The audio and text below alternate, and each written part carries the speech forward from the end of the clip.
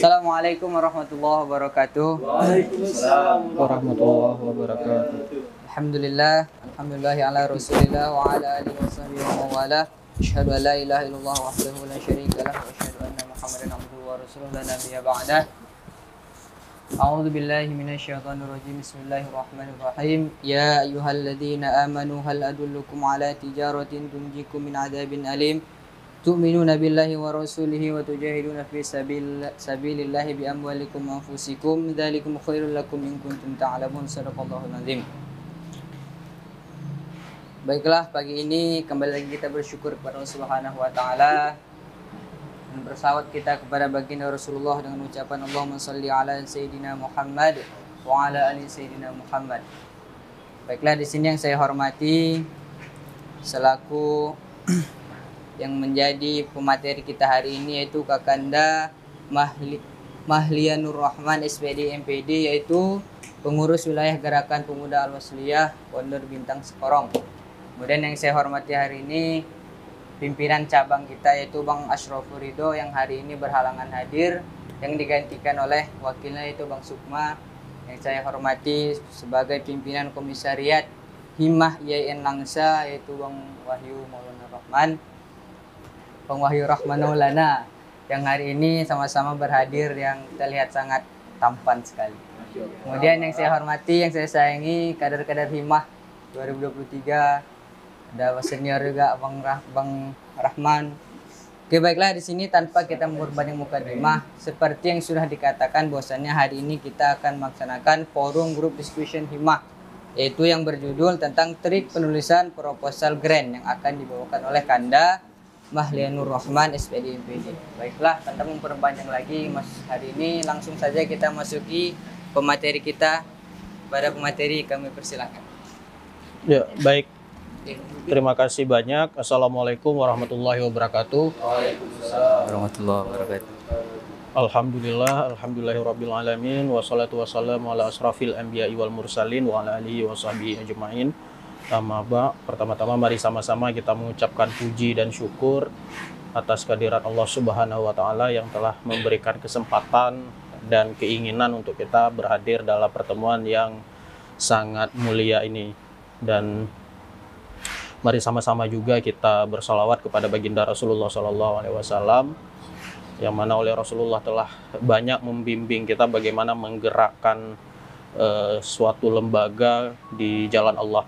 Mudah-mudahan ini juga menjadi dasar atau landasan untuk kita untuk menggerakkan lembaga ini ke jalan yang lebih baik. Yang saya hormati Wakil Ketua Himpunan Mahasiswa Al-Wasliyah Kota Langsa, Kanda Sukma Irawan. Yang saya hormati pimpinan komisariat Himpunan Mahasiswa Al-Wasliyah YIN Cekala Langsa, Kanda Wahyu Rahman Maulana. Yang saya hormati tadi ada Sekretaris Ikatan Pelajar Al-Wasliyah Kota Langsa, mungkin lagi di bawah ya. Dan yang saya hormati juga moderator yang telah mempersilahkan saya untuk berbagi. Sebenarnya ini bukan untuk menggurui ya, tapi hanya sekedar berbagi saja apa yang sudah kami pahami. Dan saya juga yakin bahwa teman-teman juga lebih paham dan mungkin lebih berpengalaman dari saya secara pribadi. Dan kemudian teman-teman, sebelum kita mulai acara kita hari ini, agar mendapatkan keberkahan ya, supaya apa yang kita pelajari hari ini menjadi pahala juga bagi kita, menjadi pahala juga bagi orang tua kita.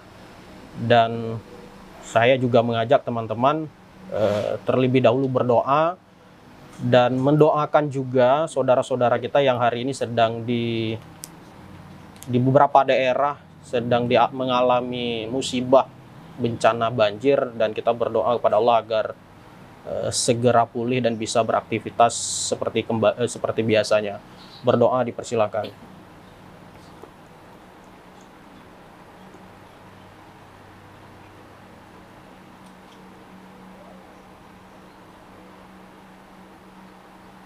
Cukup? Baik, terima kasih. Dan teman-teman, selama penyampaian materi ini, nanti teman-teman silahkan disela saja. Jadi langsung dipotong aja kalau memang ada hal baik yang berbeda dengan teman-teman, sampaikan aja, tidak masalah. Dan kemudian teman-teman juga boleh langsung menyela aja kalau memang ada ide yang lagi teman-teman ingat, disampaikan aja dalam pertemuan ini. Dan teman-teman nggak boleh menyela ketika teman yang lain sedang berbicara. Teman-teman boleh menyela cuman ketika saya berbicara. Jadi langsung angkat tangan, sampaikan aja. Tapi kalau teman-teman yang lain sedang berbicara, kita dengar secara baik-baik. Begitu ya ketentuannya untuk pertemuan kita hari ini. Nah, sebelumnya saya dihubungi oleh pimpinan komisariat terkait kegiatan rutin kita. Sebenarnya kegiatan ini sangat positif karena jauh sebelum kita berbuat hari ini sebenarnya sudah menjadi tradisi para penggerak Al-Wasliyah, para pendiri, tokoh-tokoh hebat Al-Wasliyah. Dan alhamdulillah kita hari ini masih melanjutkan tradisi positif itu. Dan saya secara pribadi tentu juga berharap kepada teman-teman tidak hanya untuk hari ini saja.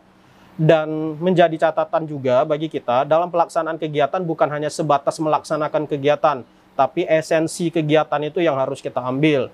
Hikmah, ilmu, itu yang perlu kita petik. Jadi bukan sekedar membanding-bandingkan, oh kita buat program, teman lain nggak buat program. Oh kita buat program yang hebat, teman-teman lembaga lain nggak buat. Bukan itu yang kita perlukan hari ini, tapi ilmu, pelajaran itu yang perlu kita petik. Jadi kalau sekedar hanya sebatas untuk memeriahkan, saya kira ini jauh dari keinginan para pendiri Al-Wasliyah. Dan teman-teman, saya sangat yakin banyak di luar sana itu mungkin sedang tidur ya. Dan saya pun kalau tidak hadir di kegiatan ini mungkin pasti akan menjalankan kegiatan yang sia-sia. Tapi alhamdulillah Al-Wasliyah khususnya Himmah PK memfasilitasi wadah ruang pertemuan yang positif sehingga kita bisa bertemu pada pertemuan yang berbahagia ini. Nah, ini yang menjadi garis besar catatan bagi kita supaya kita itu bisa istiqomah, teman-teman. Karena istiqomah itu kan sulit. Nah, tapi kalau niatnya hanya sebatas mengadakan kegiatan, ini kita akan sulit istiqomah karena bukan datang dari hati. Karena datang dari kesenangan sesaat. Tapi kalau memang kita menyelenggarakan kegiatan datang dari hati, ini satu orang pun, dua orang pun yang hadir, kita akan terus istiqomah setiap bulannya kah minimal sesuai dengan program kerja pimpinan masing-masing OKP. Itu pengantar dari saya. Kemudian langsung aja ya, Pak Wakil Ketua, Pak Ketua, terkait trik penulisan grant. Nah, sebenarnya ini teman-teman juga sudah banyak belajar dari kampus, dari lembaga-lembaga lain. Dan seperti saya sampaikan tadi, ini hanya berbagi saja. Dan sebenarnya prinsipnya dalam penulisan proposal itu sama semua. Ada latar belakangnya di pendahuluan, ada metodenya. Nah, ini yang paling penting kita garis bawahi. Namun, yang membedakan atau yang menciri khas itu, kita bisa melihat juknisnya lagi. Nah, kalau proposal skripsi, teman-teman yang akan menulis proposal skripsi itu juknisnya beda lagi. Tapi tidak lepas juga dari latar belakang persoalan ataupun latar belakang potensi yang akan diangkat. Yang kedua, metodenya, apakah metode risetnya, apakah metode pelaksanaan kegiatannya. Dan teman-teman, secara konsep dasar itu sama semua. Dan teman-teman juga ilmu ini, nah ini bukan ilmu ya, mungkin sebagai hikayat atau apalah ya. Ini sangat bermanfaat. Kenapa saya katakan bermanfaat? Ketika teman-teman selesai daripada perkuliahan, nanti akan pulang ke desa, bergabung dengan Karang Taruna. Dan Karang Taruna sangat membutuhkan mitra. Dan mitra itu akan kita peroleh kalau kita bisa menyampaikan dengan bentuk tulisan, yaitu proposal tadi. Jadi bukan hanya sebatas cerita begini, begana, begitu. Tapi betul-betul tertulis. Dan mitra kita itu juga butuh pertanggungjawaban tertulis, permohonan, dan seterusnya secara administrasi mereka. Dan ketika teman-teman bukan hanya di Karang Taruna, mungkin di BK, lembaga kemasjidan, kemudian lembaga dusun, ataupun lembaga apapun lah, ketika teman-teman selesai, itu sangat dibutuhkan pengetahuan dalam penulisan proposal, karena itu perlu dilakukan secara administrasi, karena pengajuan mitra. Dan yang paling penting, mengapa kita perlu belajar ini, bahwa kita nggak bisa bergerak sendiri-sendiri, teman-teman. Nah, misalnya Himmah, ini akan sulit kalau dia bekerja sendiri-sendiri tanpa bermitra dengan orang lain. Contoh, paling dekat dengan masjid ini. Kalau masjid ini tidak menyetujui, tidak bisa menyampaikan secara baik, positif kegiatan kita, pasti masjid akan menolak dan kita nggak akan punya tempat. Nah, ini makanya penting bahwa lembaga itu bermitra. Caranya, pengantar mitra itu salah satunya proposal. Dan ketika menjadi mahasiswa, teman-teman juga banyak sebenarnya penulisan proposal ini. Ketika ada pengumuman dari kementerian, misal proposal penelitian bersama teman-teman angkatan, itu kan dibiayai juga berapa. Kemudian ada kegiatan kewirausahaan, itu kita juga para mahasiswa diminta untuk menulis proposal. Dan mungkin juga ada kegiatan pengabdian masyarakat di kampus yang diselenggarakan oleh kementerian, itu juga dibutuhkan untuk penulisan proposal. Nah, ini yang paling penting teman-teman, proposal ini yang kita tulis sedemikian hebat, ini akan gagal kalau permohonan atau yang meminta kita mengajukan proposal itu sebagai apa? Titipan ya. Misal saya menyelenggarakan ini ada hibah loh dari pemerintah, tapi kita ada yang kita sampaikan itu sudah ada orang-orangnya. Ini apapun kita tulis proposal ini nggak akan lolos.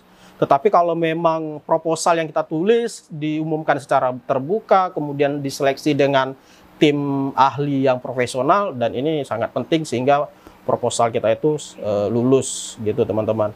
Dan ini kita fokus bukan penulisan proposal skripsi, pengabdian masyarakat atau apapun lah, tapi ini penulisan proposal grant yang di luar daripada perguruan tinggi ataupun di luar sesama, kalau kader itu kan punya orang tua ya, jadi ini di luar dari itu. Jadi kita khusus untuk lembaga swasta dan lembaga pemerintah. Nah, ini pengalaman teman-teman.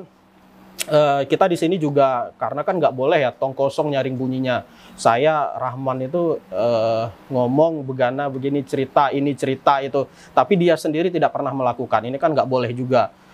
Rahman itu cerita banyak hal lah soal proposal, padahal dia sendiri tidak pernah menulis. Itu kan nggak boleh. Jadi kita berbicara itu sesuai dengan kemampuan. Silahkan masuk Kanda Wakil Ketua Sekretaris IPA, dan alhamdulillah udah juga bergabung dengan Ibu Ketua IPA ya. Selamat datang. Nah, ini kembali lagi ke materi kita. Jadi apapun yang kita ceritakan, jadi jangan sampai nanti orang suuzon, berpotensi suuzon, karena dia tidak pernah melihat kita. Contoh kita berdakwah, oh sholat harus begini, harus begitu, sedangkan kita sendiri nggak pernah nggak pernah sholat ya. Oh kita harus bersedekah ke orang, sedangkan kita sendiri nggak pernah bersedekah, malah berharap bersedekah. Ini juga akan sulit dipercaya. Nah makanya kita akan sedikit bukan sombong, bukan apa ya, memperkuatlah pengalaman dari kami dalam penulisan grant. Nah kita berangkat dari pasca COVID aja ya teman-teman. Kalau cerita sebelum COVID itu sangat banyak, akhirnya butuh puluhan slide untuk menjelaskannya. Nah kita ini teman-teman pernah bermitra dengan Kementerian Pendidikan dan Kebudayaan itu tahun 2020. Kita juga, nah prinsipnya proposal ini bukan seperti proposal membawa kantor ke kantor, ketemu orang, nggak seperti itu teman-teman. Tapi kita ada pemerintah yang mengajukan, ini loh kita ada program teman-teman yang punya ide kreatif, silahkan usulkan proposalnya. Jadi kita mengusulkan seperti itu. Nah jadi bukan bawa proposal dari kantor ke kantor, tidak, tapi kita ada akunnya, langsung kita unggah. Jadi di situ diseleksi, dan itu secara nasional. Jadi kita tidak punya kedekatan dengan orang kementerian sepenuhnya karena ide yang kita tawarkan. Jadi itu ya teman-teman. Jadi 2020 kita sudah mendapatkan grant dari Kementerian Pendidikan, dan kemudian Balai Pelestarian Cagar Budaya juga di 2021. Kemudian kita juga pernah mendapatkan dari Kementerian Pariwisata juga 2022. Kemudian Balai Pelestarian Nilai Budaya Aceh, ini kita sering juga teman-teman.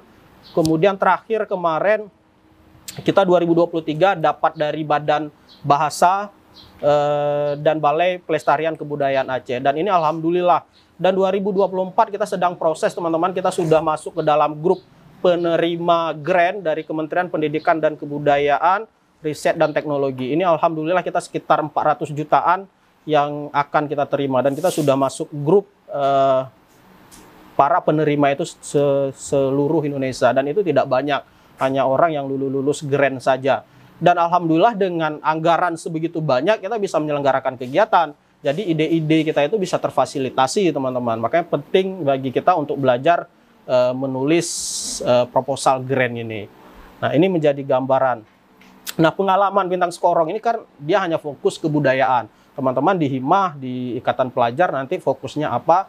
Ya silahkan ajukan dan cari mitra yang memang biasanya memfasilitasi. Misalnya di bagian pelajar, anak itu kan bisa bermitra dengan Kementerian Perlindungan Anak, Perempuan, dan teman-teman yang bergerak di agama bisa bermitra dengan Kementerian Keagamaan, yang bergerak pendidikan bisa bergerak di bidang Kementerian Pendidikan. Jadi itu aja, jangan sampai nanti ajukan, misalnya kita bergerak di bidang keagamaan, tiba-tiba kita mengajukan ke bidang pembangunan perumahan. Nah ini kan sangat jauh ya, jadi makanya 100 pun kita kirim proposal grant itu akan terus ditolak. Nah jadi bukan, oh nanti kita menganggap pemerintah nggak peduli, padahal kita salah kirim alamat, salah kirim surat. Nah ini makanya sangat penting teman-teman. Nah ini secara kriteria, ini sangat penting juga. Jangan nanti mengajukan permohonan itu bodong ataupun untuk memperkaya diri sendiri. Ini juga bahaya. Jadi kriterianya, kita lembaganya itu harus ada. Di sini ada ya lembaganya, ada himahnya, ada pelajar al-wasliyahnya. Jadi secara pertama, kriteria untuk mengajukan grant itu udah ada lembaganya. Kemudian ada strukturnya. Nah, ini siapa ketuanya, sekretaris, bendahara, wakilnya, dan departemen ataupun majelis-majelisnya. Itu strukturnya harus ada. Kemudian ada akta pendirian. Nah, jadi penting bagi teman-teman tercatat di pemerintah. Lembaga teman-teman ini benar ada, berkegiatan atau tidak. Jadi sangat penting. Jadi teman-teman kalau pulang ke desa nanti, ke kampung halaman, buat misalnya komunitas literasi, itu harus didaftarkan ke notaris buat akta pendiriannya, kemudian ke Menkumhamnya juga, kemudian ke Kesbangpol dan seterusnya. Dan kemudian, nah karena kita bergerak di bidang bekerja sama dengan pemerintah, ini kita hindari berkepentingan dengan partai politik. Jadi bukan karena urusan politik, nah ini akan sulit diterima kalau memang kita ada kaitannya dengan partai politik. Jadi hindari lembaga kita ini terikat dengan partai politik. Kemudian teman-teman, kriteria selanjutnya harus jelas dan pernah berkegiatan, biasanya 5 tahun. Nah, ataupun 3 tahun lah, beberapa lembaga pemerintah itu minta 3 tahun. Kegiatannya apa? Ada nggak? Jangan sampai nanti kita hari ini pembentukan, hari itu mengajukan grantnya, proposalnya, itu juga akan sulit diterima oleh pemerintah karena kita belum terpercaya lah. Nah, jadi sama juga kita belajar agama kepada seseorang. Kalau memang dia sudah belajar di pesantren 3 tahun, kan kita beranilah belajar sama dia. Tapi kalau ada ustadz belum pernah belajar sama sekali, ya kita harus belajar apa sama dia. Begitu juga dengan pengusulan grant ini. Jadi betul-betul kita itu harus berkegiatan. Makanya teman-teman, kegiatan itu harus buat laporannya. Harus ada fotonya, harus ada daftar hadirnya, dampaknya apa, siapa saja yang dilipatkan, berapa biaya yang dibutuhkan, itu semua harus tercatat, terekam. Jadi bukan hanya sekedar buat kegiatan selesai. Dan kegiatannya itu juga harus selaras dan konsisten. Jangan sampai nanti hari ini kegiatan bantu warga miskin, besok pelatihan menulis, lusa itu pelatihan menjahit, itu kan nggak konsisten. Jadi yang mau kita ajukan spesialisnya lembaga kita itu apa? Tapi kalau memang kita fokus terkait kaligrafi, ya sepanjang 3 tahun ini ya kita fokus kaligrafi aja. Jadi nilai-nilai kaligrafi itu. Jadi kita ketika dilihat, oh ini memang keren, memang spesialisnya kaligrafi, jangan diaduk-aduk. Nah besok kegiatan ini akan sulit juga. Sama seperti kita memberikan uang ke orang, kan kita lihat juga kriterianya. Apakah memang dia ahli di bidang itu atau hanya sekedar mengajukan. Karena grant ini teman-teman bukan hanya kita aja yang di Himah yang akan mengajukan. Ataupun bukan hanya lembaga Karang Taruna di desa teman-teman, karena seluruh Indonesia, karena diumumkan secara luas. Nah kemudian portofolio karya, ini seperti saya sampaikan tadi, semua karya-karya kegiatan teman itu harus ada portofolionya lah, harus tercatat, terekam. Jadi kalau nggak ada itu akan sulit juga, sulit untuk lolos. Jadi makanya teman-teman kalau melamar kerja kan diminta juga profil diri, CV-nya ataupun daftar pengalamannya. Nah ini begitu juga dengan kelembagaan kita. Bagi teman-teman yang punya lembaga, itu portofolio kegiatannya harus ada. Kemudian sekretariat. Nah ini penting juga. Jangan sampai nanti lembaga di dalam tas. Nah, stempelnya di dalam tas, di mana ketua di situ ada stempelnya. Jadi sekretariat ini sangat penting bagi teman-teman dalam pengusulan grant, karena biasanya kalau ratusan juta itu kan dia akan mengunjungi nanti sekretariat kita. Mana sih sekretariatnya? Mana tempat administrasinya, surat masuknya mana? Nah, ini juga sangat penting. Jadi usahakan sekretariatnya itu ya sewa, apakah teman-teman bisa sewa kosan, bisa dijadikan sekretariat dan seterusnya. Jadi ini sangat penting. Dan inilah teman-teman kriteria yang harus kita miliki untuk pengajuan grant tadi. Gitu ya. Kemudian sejauh ini ada pertanyaan atau mau disampaikan, silakan. Ada? Teman-teman jangan kaku, santai aja. Ada yang mau disampaikan. Oh, Bang, ada tambahan ini, kayaknya ini perlu, kami pernah pengalaman, ya sampaikan aja, nggak masalah. Begitu ya, Kanda moderator ya. Nah, jadi itu. Ada lagi? Ada yang mau disampaikan, ditanyakan, atau berbagi sambil saya mengisi baterai? Ada? Dari Kanda Rizka, ada?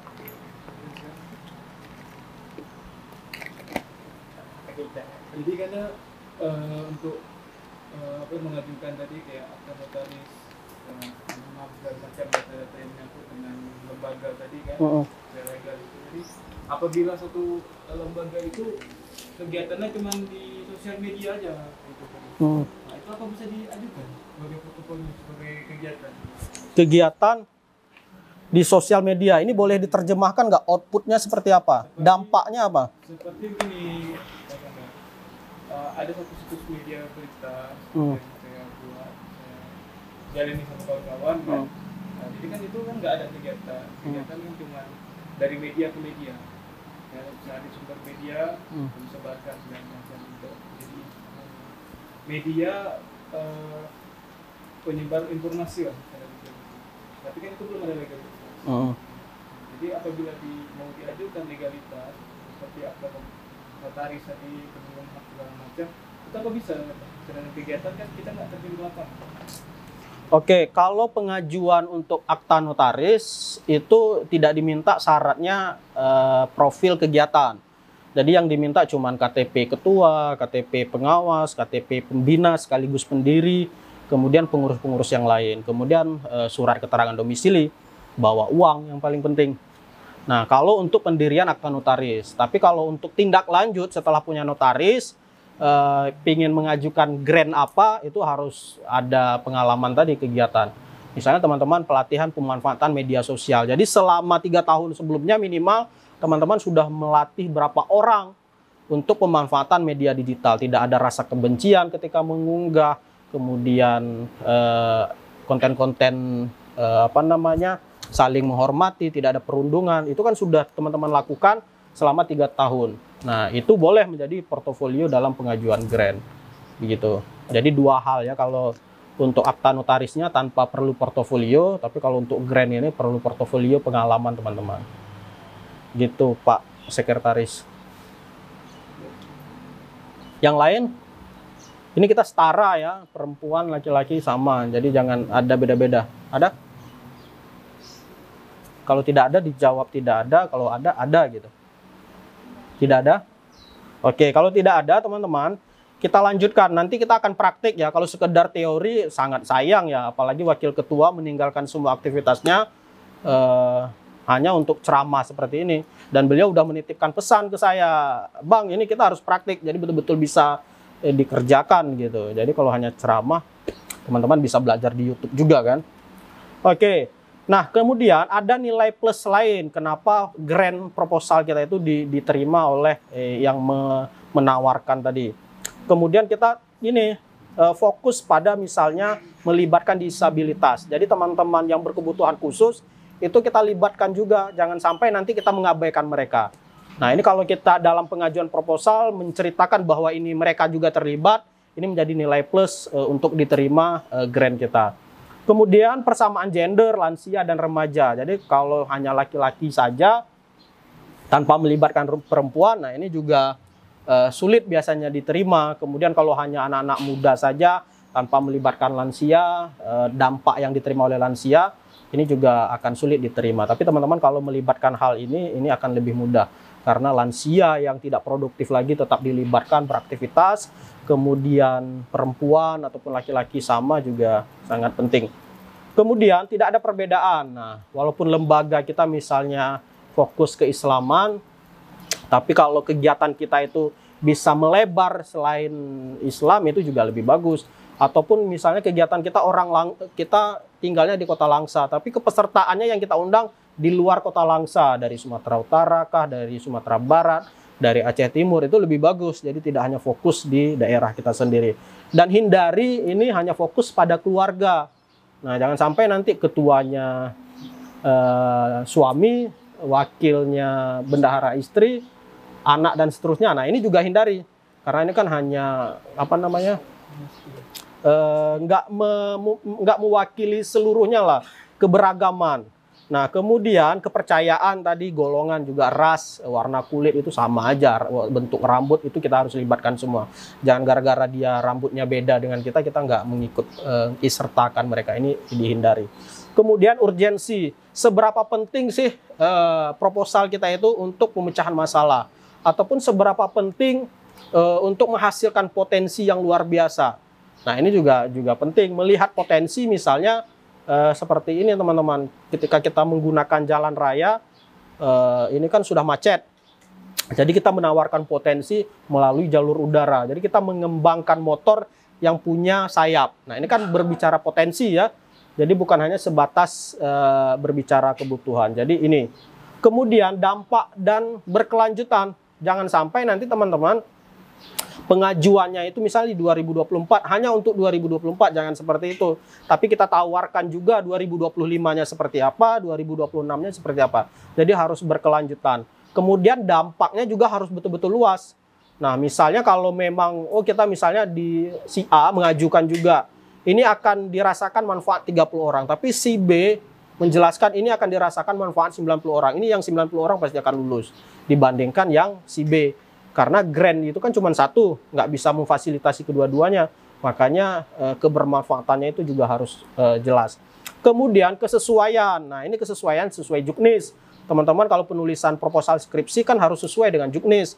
Sesuai dengan keinginan pembimbing, sesuai dengan keinginan prodi, sesuai dengan keinginan fakultas. Jangan teman-teman kuliah di fakultas tarbiyah, tiba-tiba mengajukan proposal skripsinya terkait hubungan internasional. Nah, ini kan nggak sesuai dengan kebutuhan fakultas. Jadi ini harus disesuaikan juga. Juknisnya, tata tulisnya ini harus diperhatikan semua. Apa sih yang mereka inginkan?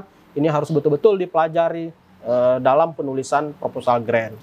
Itu. Oke, ada pertanyaan terkait hal ini? Sebelum kita masuk struktur proposal, ada? Atau lewat semua, atau masuk kiri lewat kanan ya? Ada? Sedikit kan, Ya. Kan ini memang kami masih baru, Oke. belum tahu apa itu grant. Kan ada grant, ada brand, ada dua.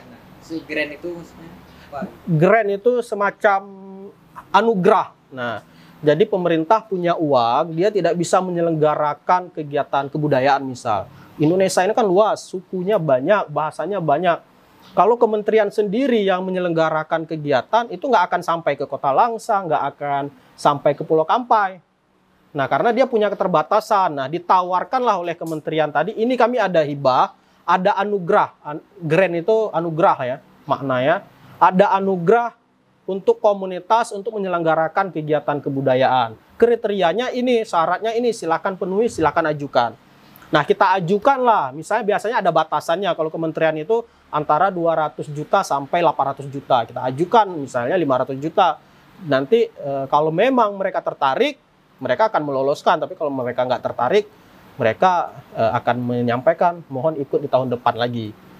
Nah, jadi itu grant, itu anugerah yang diberikan pemerintah supaya program pemerintah itu cepat terlaksana. Begitu. Jelas? Ada yang masih mengambang? Teman-teman yang lain?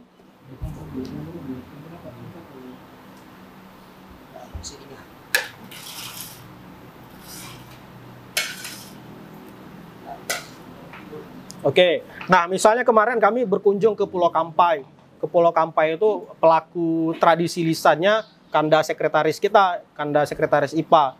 Nah, mereka sudah buat kegiatan penguatan tradisi lisan bertahun-tahun. Ternyata tidak begitu berdampak karena jangan sampai tradisi lisan ini punah. Nah, jadi begitu. Jadi grant itu memang pemerintah itu butuh ke kita untuk menyelenggarakan kegiatannya. Bukan kita mengajukan program, kita meminta-minta ke pemerintah, enggak. Tapi kita bermitra posisinya di sini. Nah, kita yang menyelenggarakan program, dia yang membiayai, yang memfasilitasi. Begitu, Pak Moderator. Ada lagi? Nah, ini sebenarnya seperti saya sampaikan tadi, konsep dasar ini kuliahnya prodi apa rata-rata?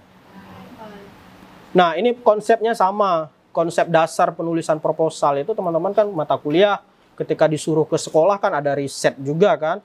Ada cari persoalan apa sih yang dibutuhkan oleh guru-guru PAI. Nah, itu kan berawal dari pertanyaan, dari observasi, dari wawancara. Begitu. Oke, kita lanjut ya.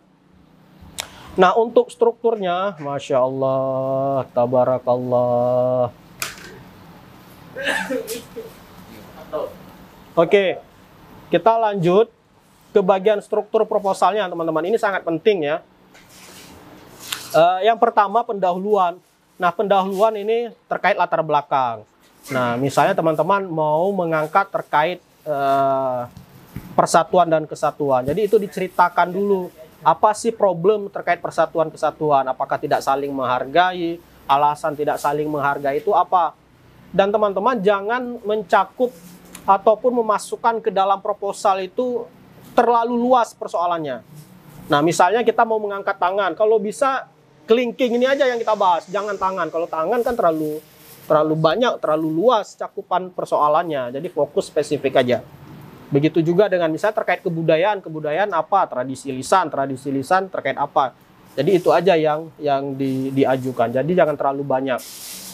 Jangan sampai nanti teman-teman mengajukan kebudayaan, di situ ada tarian, di situ ada cagar budaya, di situ ada tradisi lisan, di situ ada pengetahuan lokal, sehingga ini nggak memungkinkan dalam 1 tahun teman-teman akan menyelesaikan program sebegitu banyak. Jadi realistis juga, orang yang menilai proposal kita itu kan orang-orang hebat juga, orang-orang yang profesor bahkan yang sudah banyak pengalaman lah dalam pelaksanaan kegiatan. Nah, jadi kemudian perumusan masalahnya apa? Nah, ini. Kemudian semua ini harus berangkat dari riset, teman-teman. Jadi bukan hanya sebatas ide kita, kalaupun ada ide ini didukung oleh riset sebelumnya.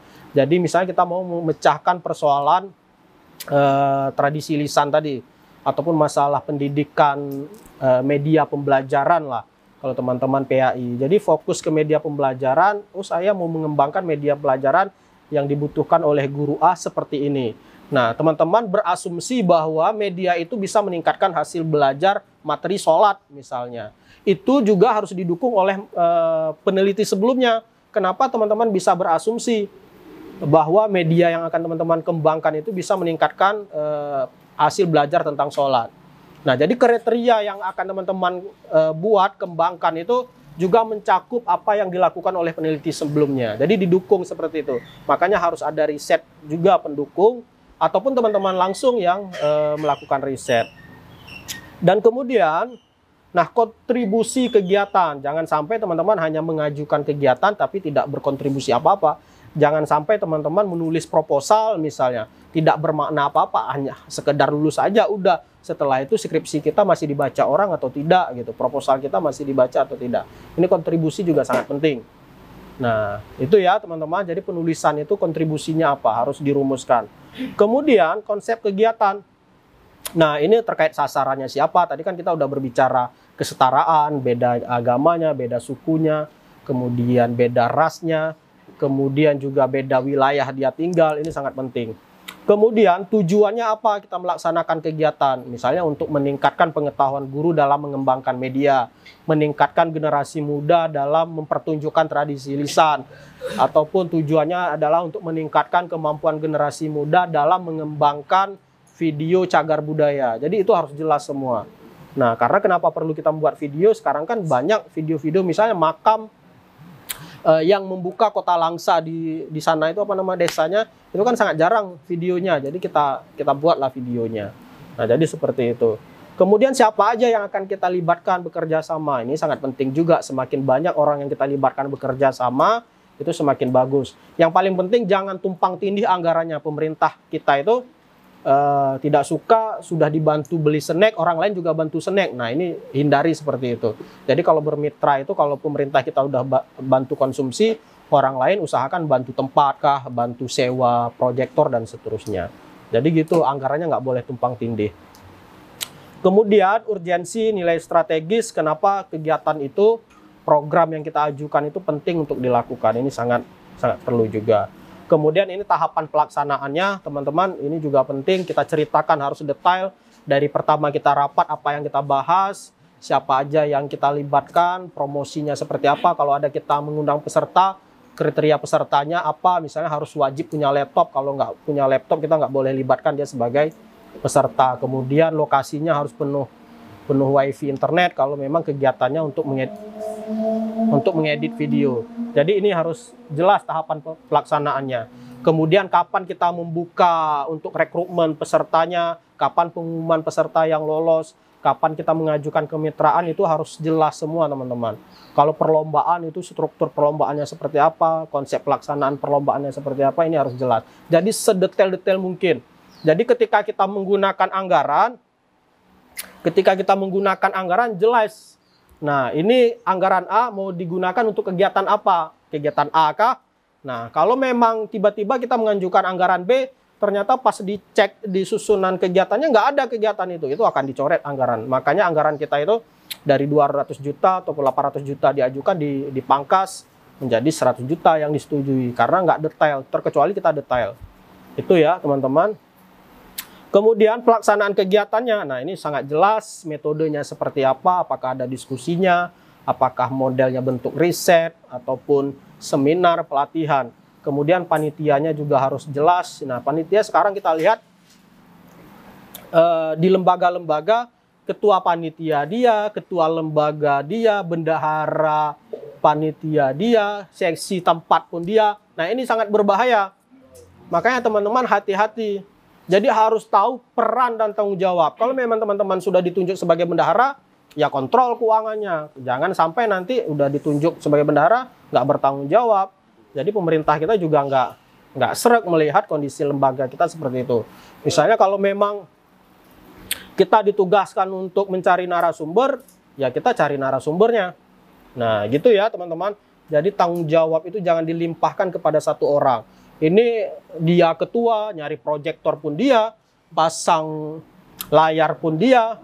Ya, ketika telat mulai pun ketua yang disalahkan. Nah, ini kan nggak fair dong. Terus peran kita apa? Apalagi di lembaga kita ini, teman-teman, kita harus punya inisiatif lah. Gotong royong itu prinsipnya kan inisiatif. Ketika teman-teman butuh bantuan, tanpa dia meminta bantuan, kita akan membantu. Itu prinsip gotong royong, kerjasama. Jangan sampai seperti itu, ini sangat disayangkan. Apalagi saya jabatan ketua, nggak boleh begini, nggak boleh begitu, itu juga hindari. Dan kita juga harus hormati jabatan pimpinan kita itu. Kita harus bangga bahwa dia pimpinan kita, jangan mencemooh. Dan pimpinan juga harus menjaga wibawa, jangan nggak sopan ke anggotanya. Akhirnya makanya anggotanya nggak mau kerjasama dengan kita, akhirnya lari. Ini saling membantu lah. Anggota bantu ketua, ketua juga harus menghormati anggotanya. Oke, itu teman-teman ada pertanyaan sebelum kita kasih contohnya.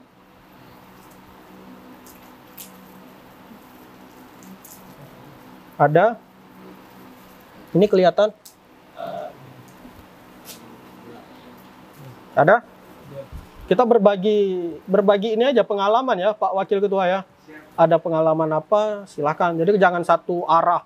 Jadi saya air liur aja udah terbang kemana-mana saking banyak. Iya. Jadi nggak ada jeda. Nah, silakan teman-teman. Ada yang mau disampaikan atau bertanya juga boleh. Waalaikumsalam warahmatullahi wabarakatuh. Yang itu lah, yang jadi ketua.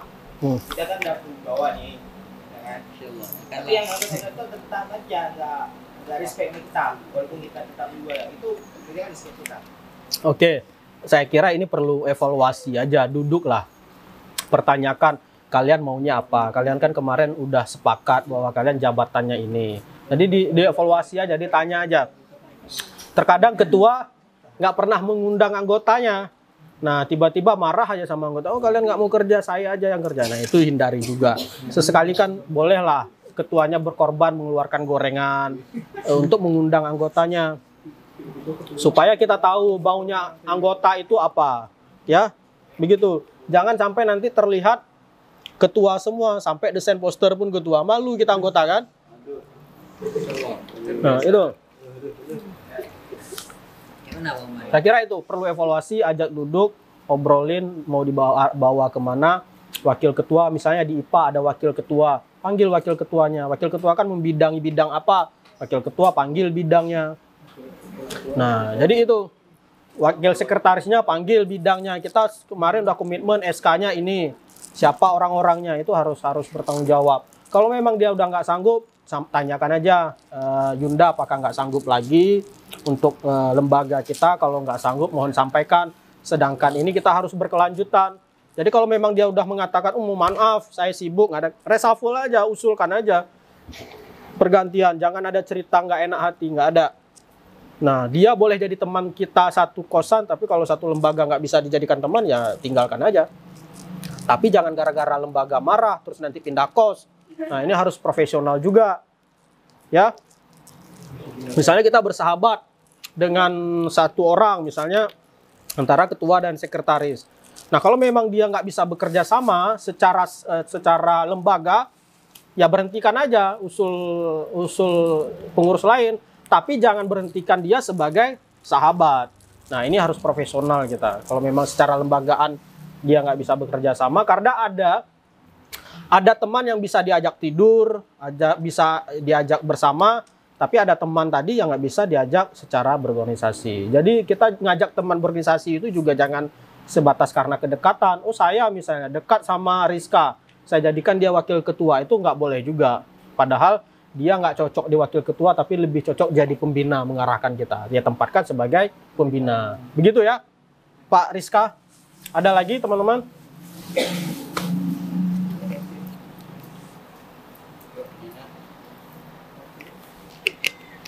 Oke. Kalau nggak ada, kita lanjut. Kita sampai jam berapa, Pak Ketua PK? 11.40. Oke, 11.40. Nah, sebenarnya ini nggak cukup setengah hari ya sebenarnya kita belajar. Kalau bisa minimal sampai sore. Ataupun nanti diagendakan selanjutnya juga boleh. Kemudian kita kasih contohnya. Ini untuk grant-nya teman-teman. Ini Kementerian Pendidikan dan Kebudayaan yang kita sampaikan tadi.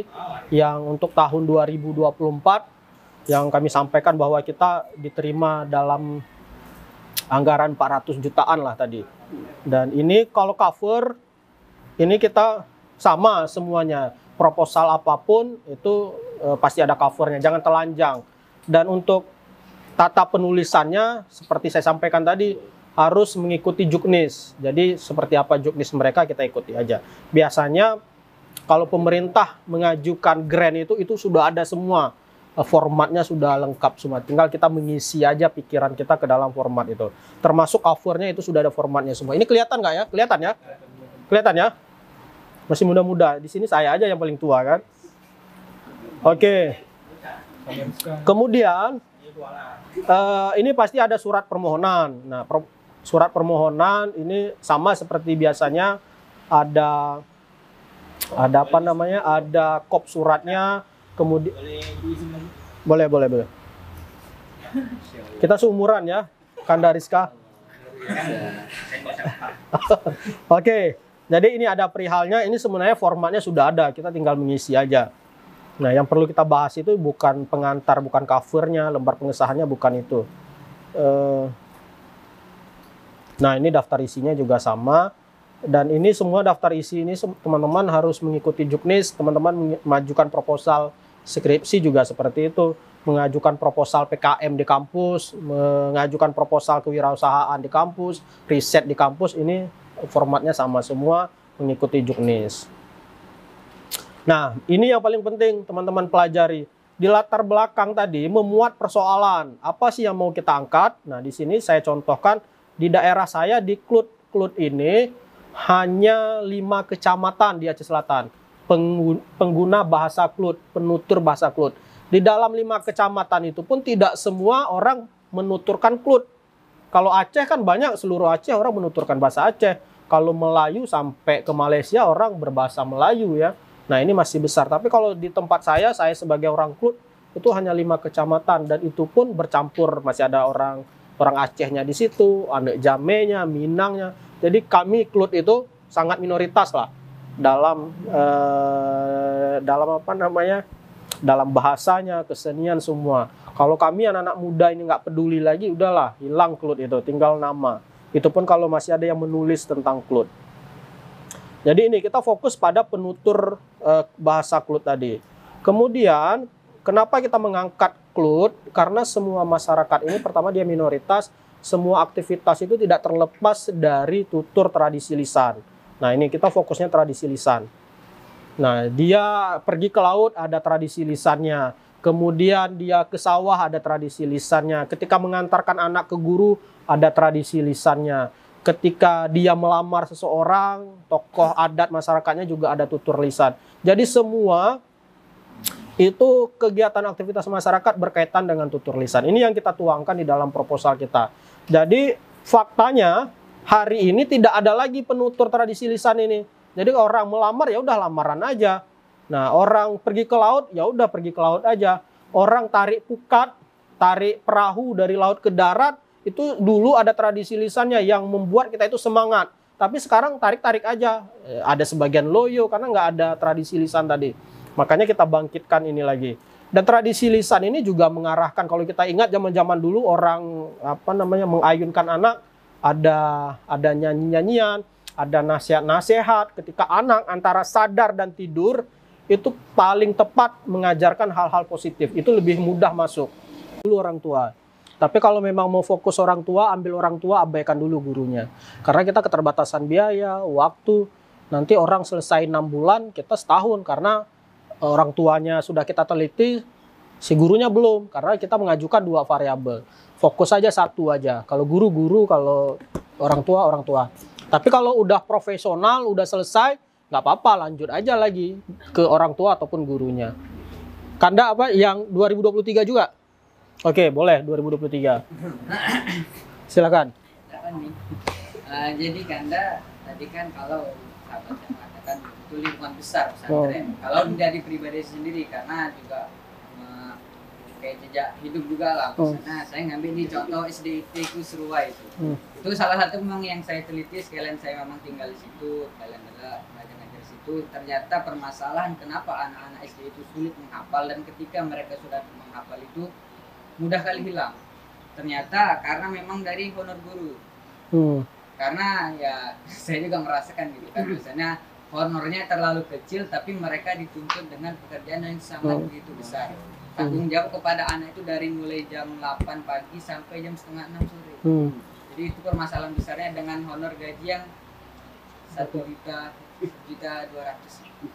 Dengan segitu kecilnya tanggung jawab yang sebesar itu, dan mereka kalau mereka berbuat salah sekecil apapun, karena kan anak SD ini kan sangat sensitif. Seperti yang terjadi masalah kemarin, bahwasannya guru itu memarahi siswanya ngadu pada orang tuanya itu nanti melapor kepada kepala sekolah, kan bermasalah di gurunya. Jadi itu pokok permasalahan ketika apa anak-anak itu sulit karena ternyata memang permasalahannya di gurunya.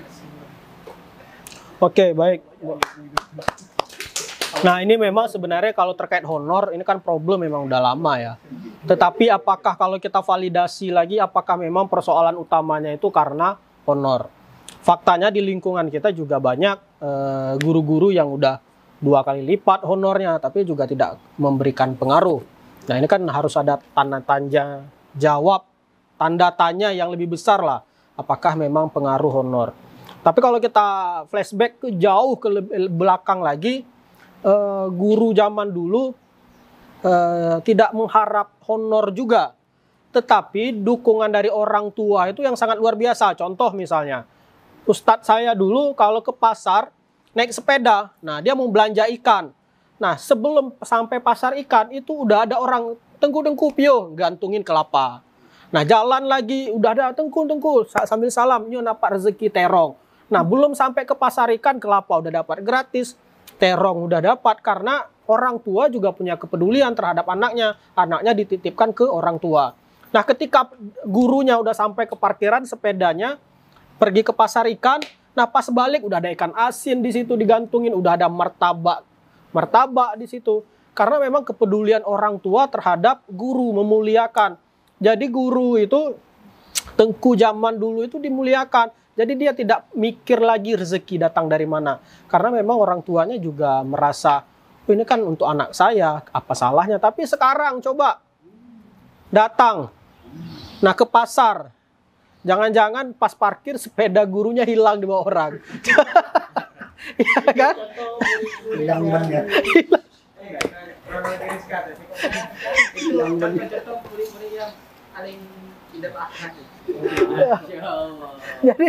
Jadi bagaimana kita ini sebagai murid bisa mengerti apa yang disampaikan guru?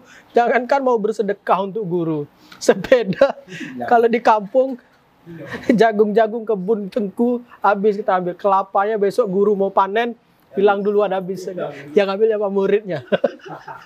Jadi mana lengket ilmu itu.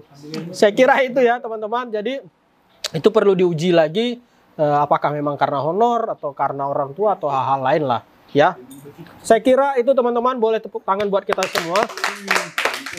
Dan ini kita masih berbicara latar belakang juga belum tajam ya, kita nggak cukup waktu lah ini. Insya Allah apa bulan depan, tahun depan bisa kita laksanakan kegiatan serupa. Ataupun kalau ada request materi yang lain juga boleh, karena ada Kanda Mak J di sini yang sangat profesional di bidang bagian lain. Ada Kanda Rivi. Teman-teman kalau tarbiyah kan nggak mesti harus belajar keguruan juga kan. Ya kan boleh punya keterampilan bertutur tradisi lisan, undang aja Kanda Rivi. Jadi itu ya nggak apa-apa, itu bagus karena cara menyampaikan agama Islam, bagaimana Aceh ini dipertahankan melalui syair-syair kan, melalui hikayat-hikayat. Belanda bisa kita usir dengan hikayat Perang Sabi itu. Nah, orang-orangnya ya kayak Kanda Rivi ini. Nah, ini begitu juga di sini ada Kanda Wakil Ketua Himmah kita, dia pintar kali mengelola organisasi. Ya, kita patut kita apresiasi bagaimana dia bisa menggerakkan orang desa, bisa mengumpulkan untuk kegiatan Palestina. Nggak semua orang bisa. Kalau kita mungkin ditempatkan seperti beliau, nggak gerak kegiatan seperti sebelumnya. Ini juga patut kita apresiasi. Oke, saya itu aja saya sampaikan Ketua. Mohon maaf jika ada kata-kata yang salah. Pada prinsipnya di sini kita bukan menggurui tapi saling berbagi aja. Kalau memang ada benarnya, alhamdulillah. Kalau nggak ada benarnya juga jangan dibawa pulang. Cukup di sini. Sekali lagi saya mengucapkan mohon maaf jika teman-teman sudah meninggalkan waktu, harapannya tadi lebih dari ini, tapi saya memberinya tidak lebih dari teman-teman harapkan. Sekali lagi saya mohon maaf. Jangan gara-gara hari ini saya yang berbagi, terus teman-teman besok mengklaim, Allah, kedepannya juga nggak oke materinya. Jangan seperti itu. Ini sebenarnya bukan penyelenggara yang keliru, tapi sayanya yang nggak bisa memuaskan teman-teman. Jika memang ada kedepannya masih ada kegiatan, datanglah. Datangnya mohon kiranya tepat waktu teman-teman. Jadi jangan sampai saling menunggu ya. Begitu. Kalau memang ada satu orang, jangan nunggu yang lain, datang aja ke sini. Kalau kita menunggu yang lain nanti nggak akan jalan-jalan. Sekali lagi saya mengucapkan mohon maaf. Ini bukan karena panitia, tapi karena saya yang tidak bisa memuaskan teman-teman. Dan sekali lagi saya juga mengucapkan terima kasih sudah difasilitasi. Saya sangat bahagia kali bisa dipertemukan dengan teman-teman. Karena saya kalau cerita Al-Wasliyah itu sangat senang sekali. Apalagi kalau Kanda Mak J yang bercerita Al-Wasliyah, sangat bahagia, sangat membahagiakan. Nah, itu ya. Saya juga mengucapkan terima kasih. Di sini ada Ketua PDIPA, terima kasih banyak. Sebentar lagi beliau mau wisuda, ya Yunda ya. Kita doakan dapat cepat kerja, dapat jodohnya. Kemudian kalau memang ada Allah berikan langkah panjang, bisa melanjutkan ke jenjang selanjutnya. Itu saja. Saya akhiri. Assalamualaikum warahmatullahi wabarakatuh. Waalaikumsalam warahmatullahi wabarakatuh. lagi azan zuhur. Baiklah, untuk memberkahi acara ini sama-sama kita akan memanjatkan doa yang dipimpin oleh Kanda Rahman. Silakan.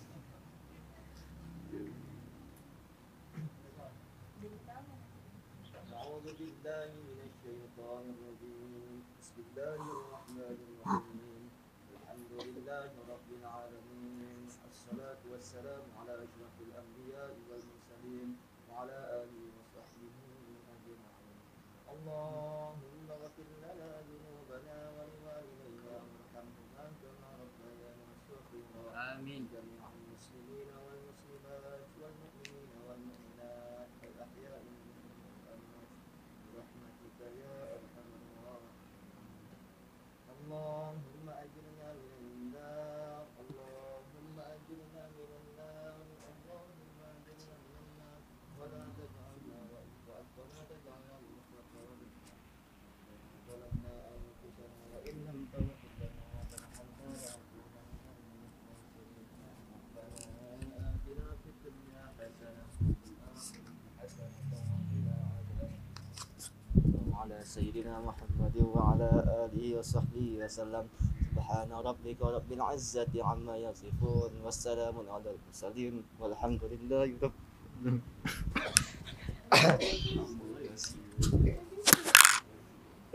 Terima kasih untuk waktunya. Saya selaku moderator pemimpin diri. Wassalamualaikum warahmatullahi wabarakatuh. Waalaikumsalam warahmatullahi wabarakatuh. Oke, jadi kan kemarin ada diundang sama Tengku Sapri.